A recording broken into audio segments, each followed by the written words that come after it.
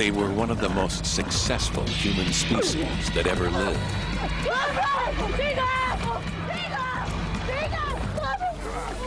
For 250,000 years, they dominated the continent of Europe. A harsh and dangerous landscape. Then, 35,000 years ago, another species challenged the Neanderthals.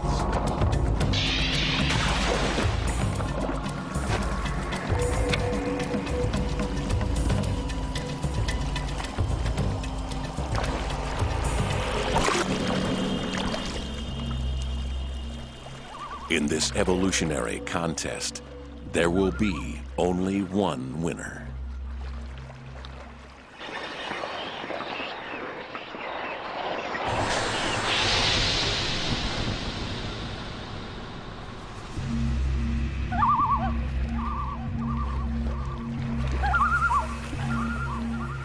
Nothing in this Neanderthal's life could have prepared him for this encounter.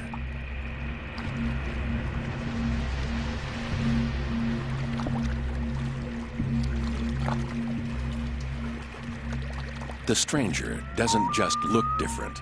He thinks and acts in ways which are quite alien to a Neanderthal. He is a new species of humanity.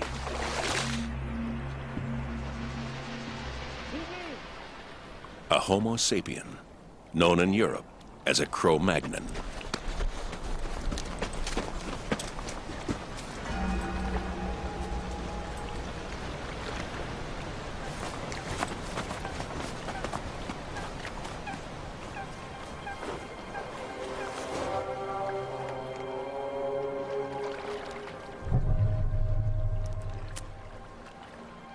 Seeing is one thing.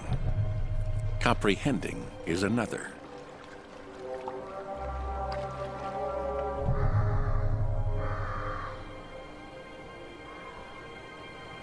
Alt vier. Vier. Vier. Alt. Ku. Ku. Alt vier. One. Satu. Satu. We can't know exactly how Neanderthals reacted to their first sight of Cro-Magnons. Ito. Ito. Ito. Ito. Ito. Ito. Here.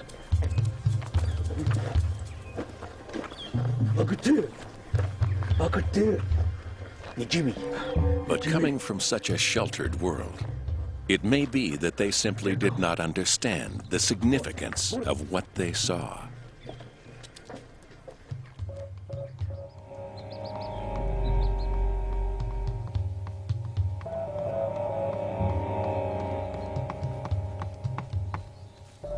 For now, what preoccupies the clan is the onset of winter.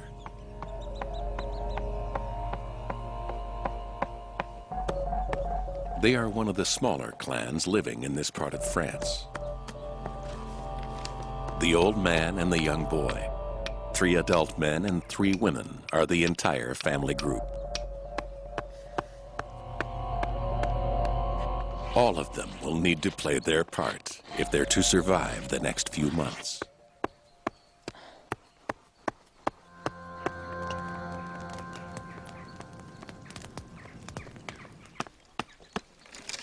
This hazel branch will make an excellent spear.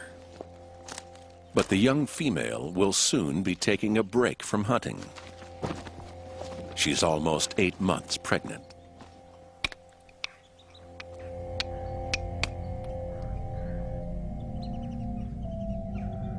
The Neanderthal toolkit consisted of around 6 types of tool, all geared to more specific tasks than those of earlier humans.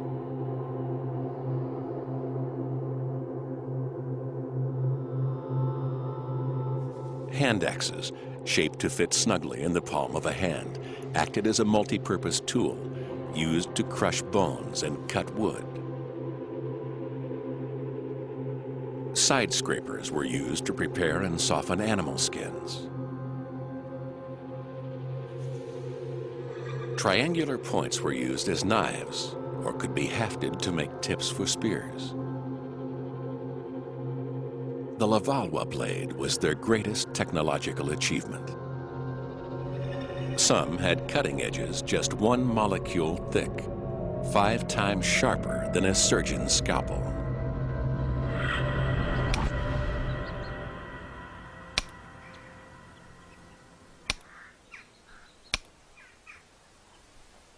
Within the clan, tool-making skills and knowledge are passed down from one generation to the next. There are subtle differences between the tools used by this clan and Neanderthals elsewhere in Europe. Proof that clans rarely interacted.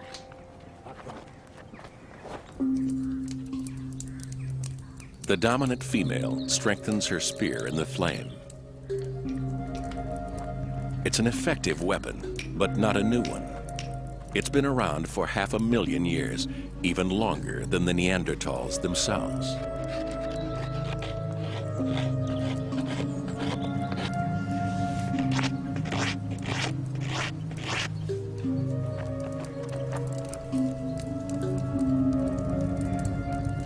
The isolated existence of clans had a direct effect on their development.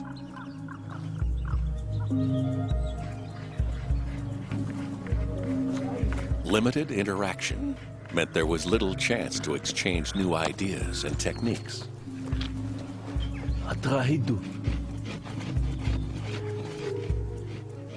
The result was that Neanderthal tools changed little in 250,000 years.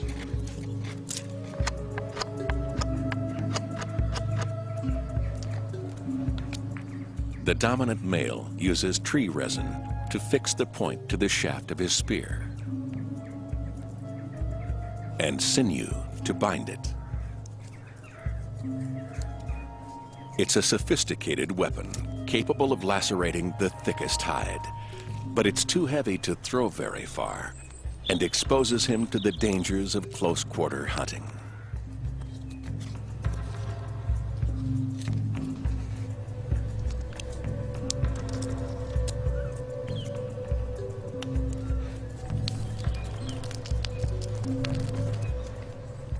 Were Neanderthals capable of innovation?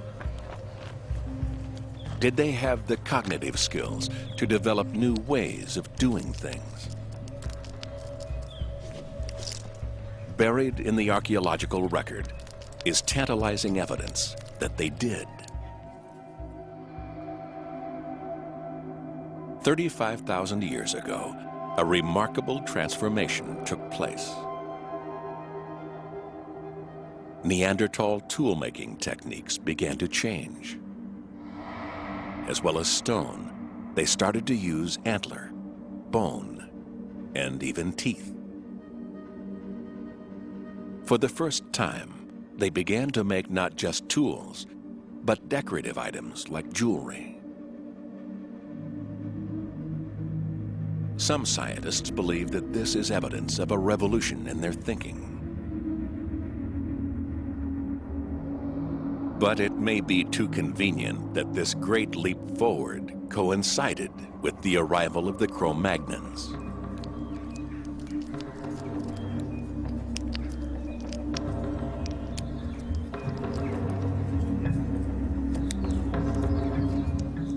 The Neanderthals may simply have been copying Cro-Magnon techniques, without ever grasping what these signs and symbols really meant.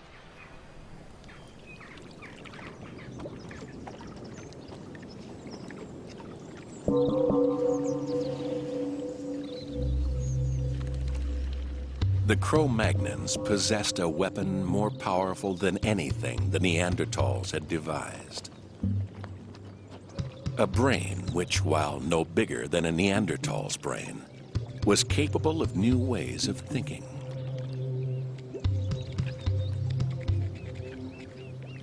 Body paint and jewelry are just the outward manifestations of something far more profound.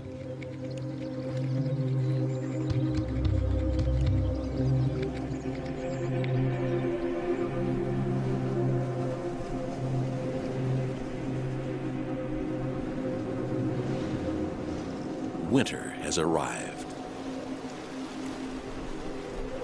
Red deer have migrated south in search of warmer weather. The balance between the food supply and the needs of the clan is delicate at the best of times. The arrival of the Cro-Magnons now threatens to tip the scales.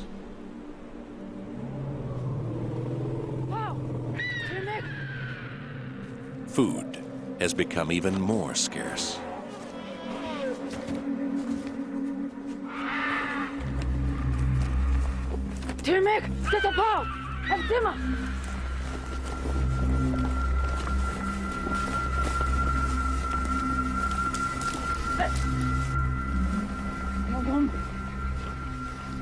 Killing a mammoth is a dangerous undertaking.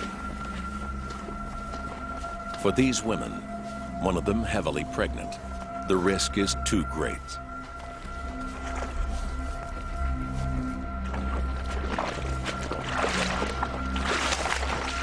Instead, they turn to scavenging.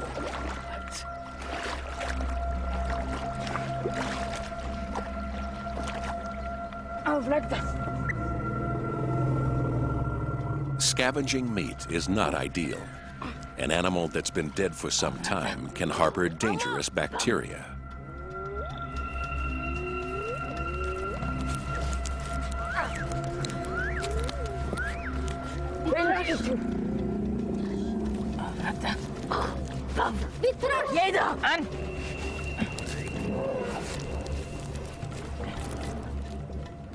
Fortunately, this animal has not been dead for long. The freezing water has helped to preserve the meat. The women will use fire to thaw it out.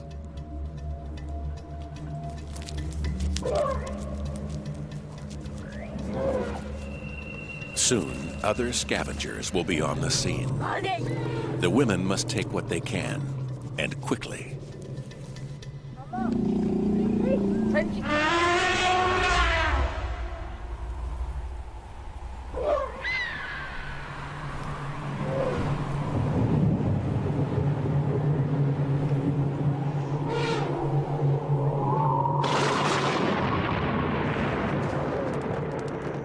As day turns to night, temperatures plummet below zero.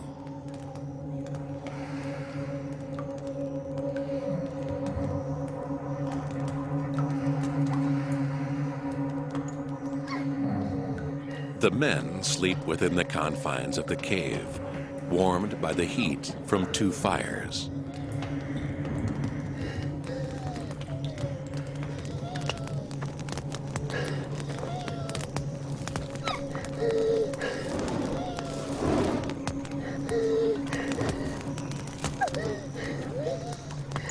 But for the clan's women, there will be no rest tonight.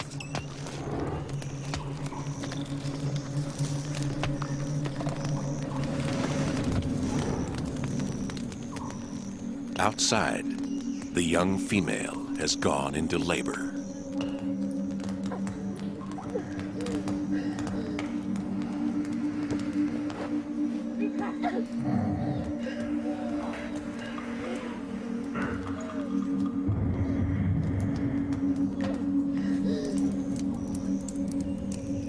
This is a dangerous time for her. Neanderthal babies were bigger than babies are today. Fortunately, Neanderthal women had childbearing hips. The size and structure of their pelvis even makes it possible that they had a larger birth canal than women today. Nevertheless, the pain is still intense.